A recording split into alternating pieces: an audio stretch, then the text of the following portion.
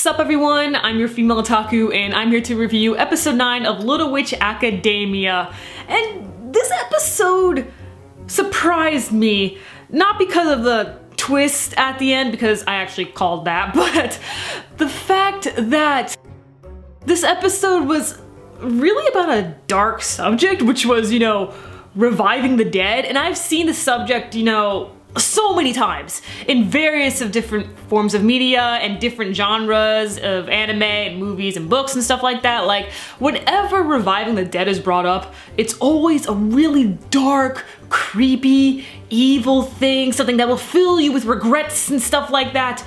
But this episode treated it so lighthearted and it actually did some good in the end. I was so surprised. This never happens. I mean, I thought that this is the first time something like this has ever happened, but this is the only time I can recall at the moment, this is the only time I can recall where reviving the dead did some good and the episode was still lighthearted and fun and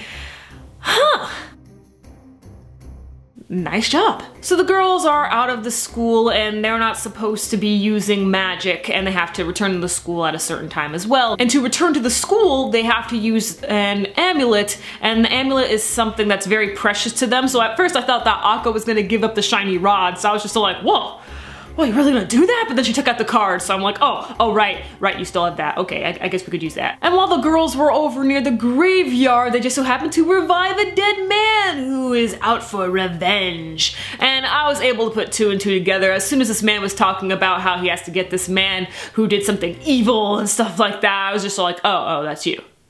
Okay. And then when they were over at the magic shop and he was telling the story about like a man who married a witch and neglected his daughter, like he left her over at the academy, I was just like, oh, okay, that's the headmistress. We learned about the golden age of magic, an age right before the witch hunts and the industrial age. This was when people relied on witches and treated them fairly, they adored them. So when this man saved Akko from getting hit by a car, I was very shocked. I was just like, wait, why do you care about her? And it's because she's a witch. And in his time, he lived during the golden age of witches. Of course, Akko didn't realize that she didn't pay attention in magic history, but that all seems funny. Like, Latte was just like, we already learned this, why are you so surprised?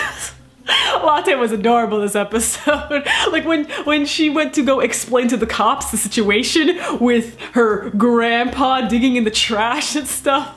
It's like, Latte, you're so adorable. And oh my gosh, that other time when they were over in the town square and they were gathered around, like surrounded by a bunch of people, and then Susie was taking money from everyone. Not obviously like stealing money, but they made up this whole thing that this was just a show. And so then Susie took her and people were putting money in it.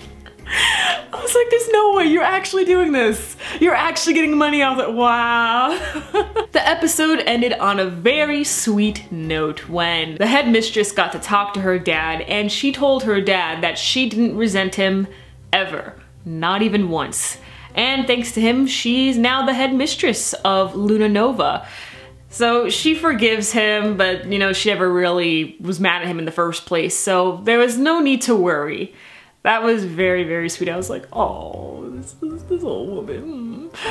And then in the end of the episode, the very, very end of the episode, Akko was saying how she wished that she was born and lived during the time of the golden age of magic, but Latte and Susie are pretty much fine the way they are. For Susie, it's because she doesn't want to do all that work. But for Latte, she said that there's still some need for magic, and she does love the age of technology. So I really wonder how things are gonna end up in the end. Like, as we move on to the second arc, because we are currently in the first arc, the first half of the series, and this is episode 9, so by episode 12, 13, then we'll move on to the second half. And the second half, like I've mentioned before, is most likely gonna be about saving magic, letting people know the importance of witches and why people still need magic. And Latte still sees that there is a need for magic, but other people don't see the need for magic at all. So hopefully the girls are able to revive magic, not to the point of the golden age of magic, but so that, you know, witches don't die out and that they still have a purpose. So let me know your thoughts on this lovely episode of Little Witch Academia, and catch me later as I review Tales of Asteria the Cross. I'm your female otaku. Sayonara.